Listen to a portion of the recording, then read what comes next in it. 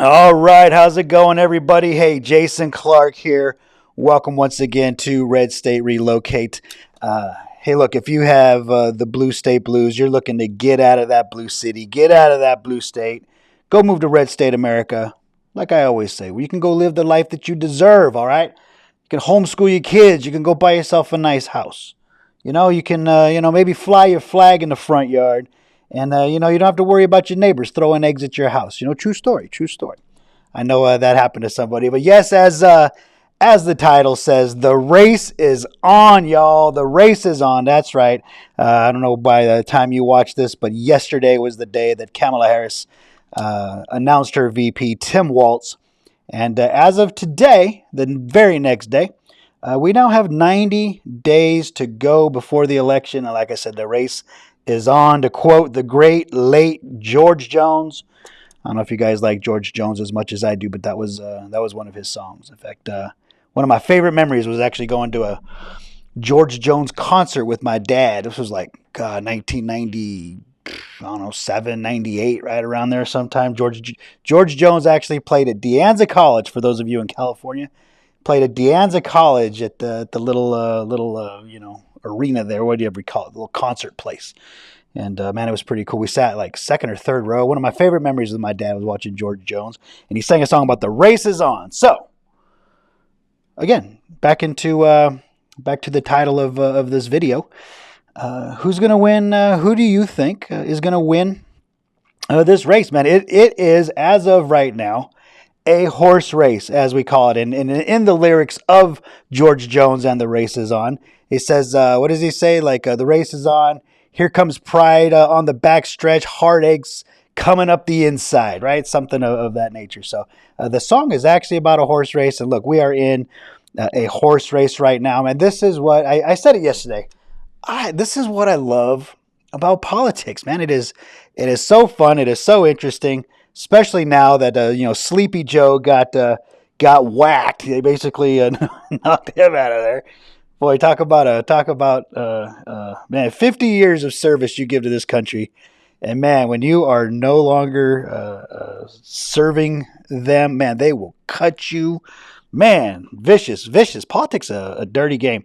But anyways, I love it. I was just going to take time in this video today to just say, hey, leave a comment. Who do you think is going to win? Now, look, we know before Joe Biden dropped out that it was looking pretty good that Donald Trump was going to win. I don't know if I'd go as far as saying a landslide, but the polls, and I'm going to talk about the polls here.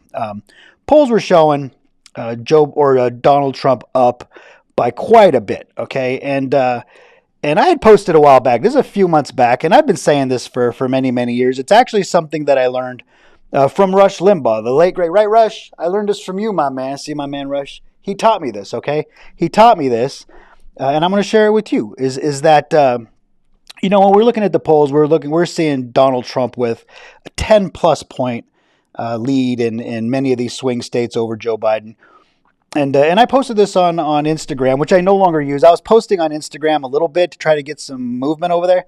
And then Jeff Zuckerberg come out and says that he's not going to be promoting political content over there. So I was like, you know what? Screw this guy. I'm not doing Facebook. I'm not doing Instagram.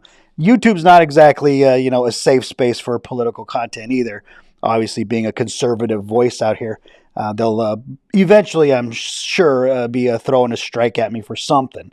But my theory was this, and leave a comment, let me know what you think. But something that I learned from Rush was that polls are not designed, all right, to reflect public opinion. Okay, polls are designed to influence public opinion. All right. And that's just, I didn't used to believe that, but when you've been through a few election cycles, you start to see the trend, and the trend is always that the Republican is losing and the Republican's on the defensive. And it's a bit of a form of voter, I'll say, intimidation or whatever the word is. They're trying to prevent Republican or volunteers from really getting involved in the campaign or in the election, because they're saying, hey, look, you're going to lose. And then sure enough, as the election gets closer, they say the polls are tightening, and then the Republican, sometime, and then the Republican wins, right? But really what I was noticing here, and with that in mind, that In this election, it was the first time, I think, in any presidential election, probably since Reagan, maybe. Even Reagan, actually, if I even think about it, even Reagan in his landslide win in 1984 was showing that he was behind, okay? That he was losing to Mondale, and then he goes and wins, 8 states or something crazy like that. But these polls showed Donald Trump, just recent, right, before Biden dropped out. They showed Donald Trump with a 10-plus point lead over Joe Biden. And I mean, it was like, if you know, okay, if we take what the old Maha Rushy here taught us, that if you apply the theory, right, that polls are not designed to reflect public opinion, they're designed to influence public opinion, and most and very much of these pollsters are Democrats. They just are. All right, we have to realize, right, that they're putting their finger on the scale a little bit. And I said, you can go back on my Instagram. They're on my short, on the, what do they call them, the reels or whatever.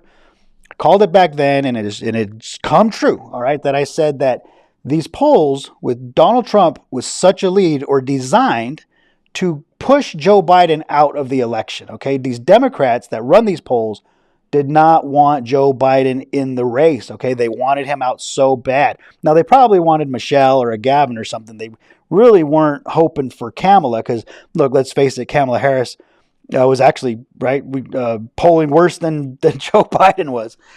So they weren't really hoping for her, but now they're stuck with her. Now they got to hype her up, right?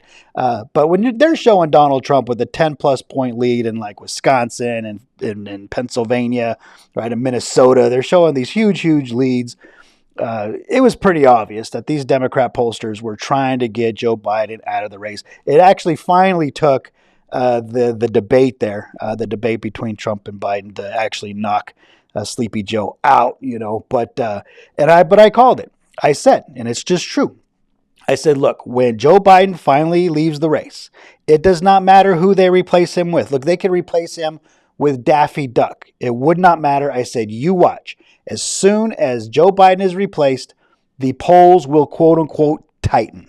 All right, they're going to start saying it's a horse race and we're getting closer, okay?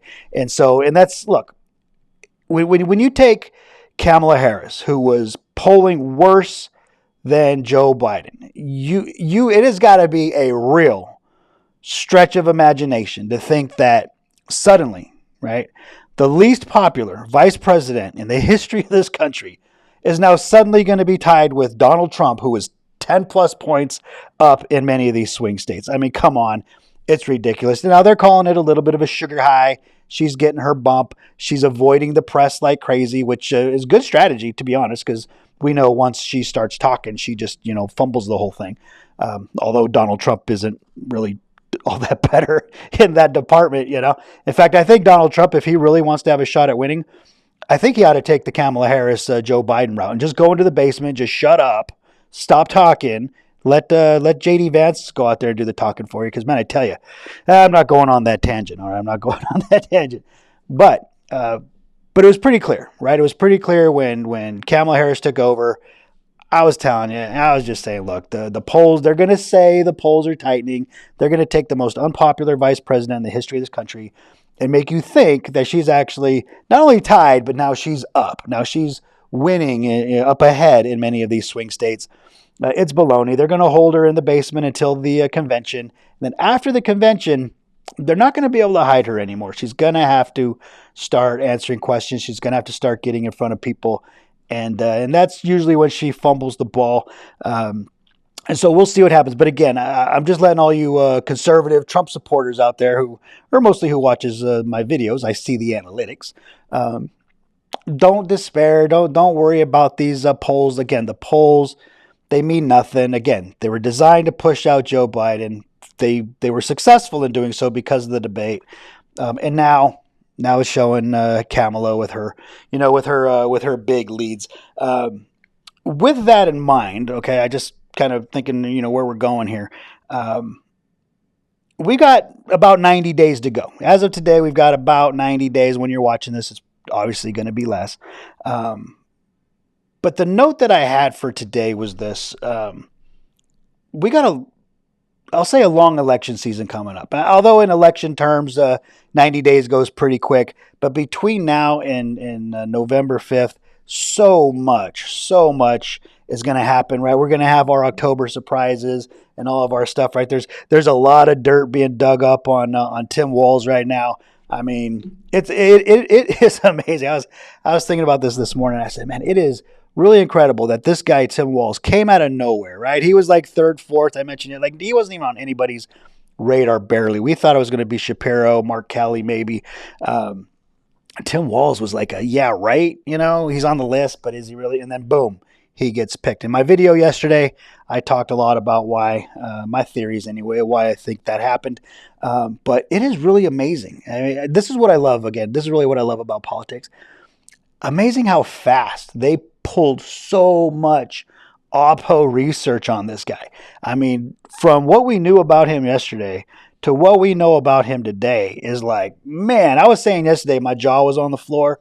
I mean, it's still on the floor. I mean, this guy, they're trying to brand him as this, middle of the road, this, he's this Minnesota good old guy. He likes to hunt and fish. Yeah, right. No, this guy is a hardcore progressive, and I think it's kind of funny too, because it's like, they're touting the fact that he was in the military and that he likes to shoot guns. And I was like, isn't this what leftists hate about conservatives? Like, that they're hunters and they're fishermen and they have guns and, he's doing all the things that conservatives do. And like, they love him for it. So again, it gets to my point that I say all the time that, the left really doesn't have any principles in the matter. It's just the opposite of Trump, right? Whatever Trump does, they do the opposite.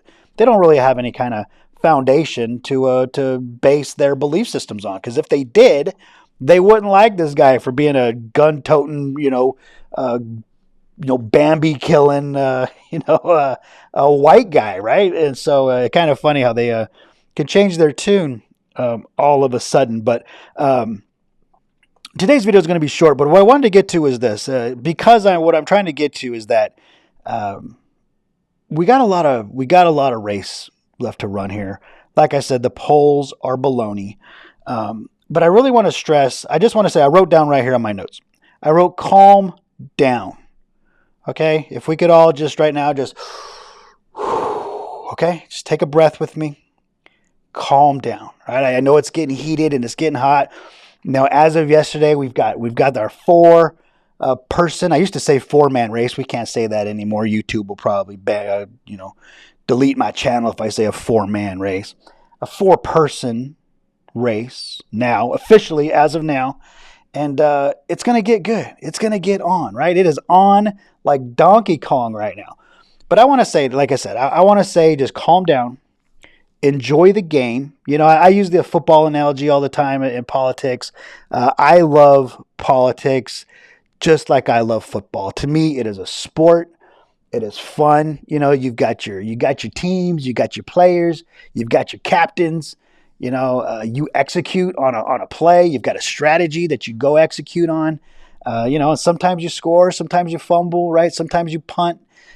Sometimes you're better to be on defense. I mentioned yesterday about how I think Shapiro may have passed on the VP opportunity because he says, you know what? I'll just play defense. If Trump wins, we'll just play defense. You can actually score a lot of points and do a lot of damage to another team when you're on defense, And so it's such a fun game that, and I say all the time, it's like we have our Super Bowl every 4 years, and there's no off season, right? There's no off season. And so because politics is such a team sport, right? Really tribal, people got their teams, man.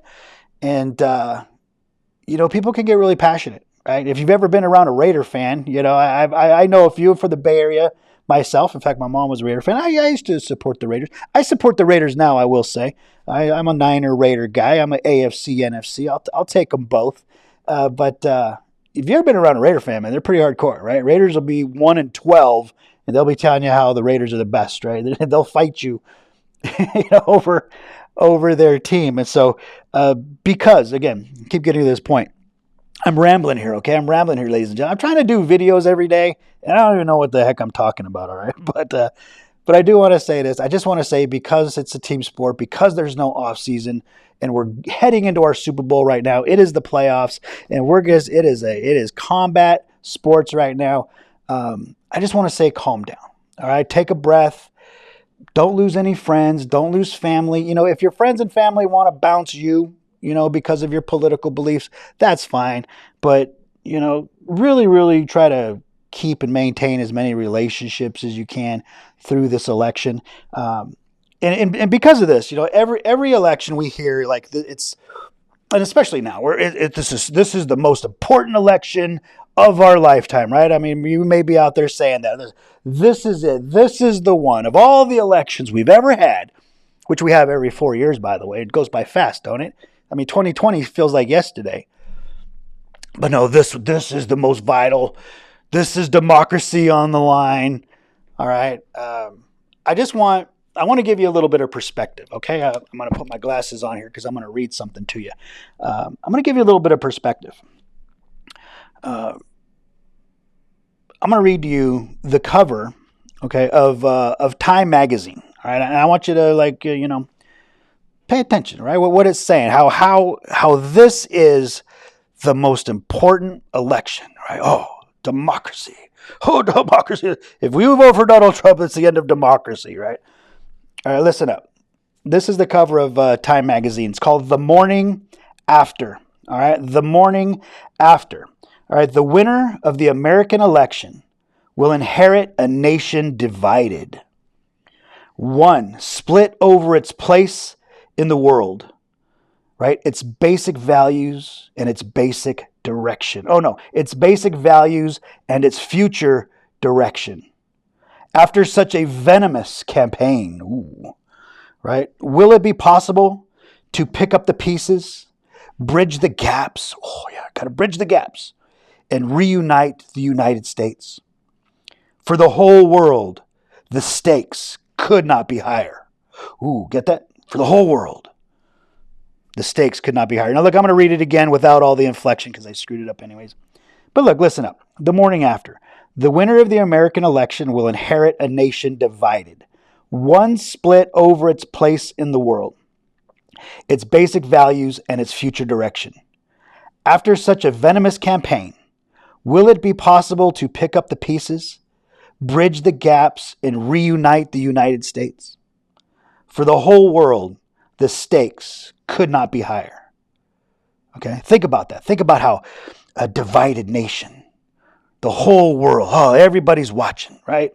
We got to bridge the gaps. Doesn't that sound like that could be the cover of Time magazine today? Does it? Right? Now, I said this was the cover of Time magazine. I didn't say when. All right. I didn't say when. This was the cover of Time magazine 20 years ago. All right. It was the week before the 2004 George Bush, John Kerry election. All right.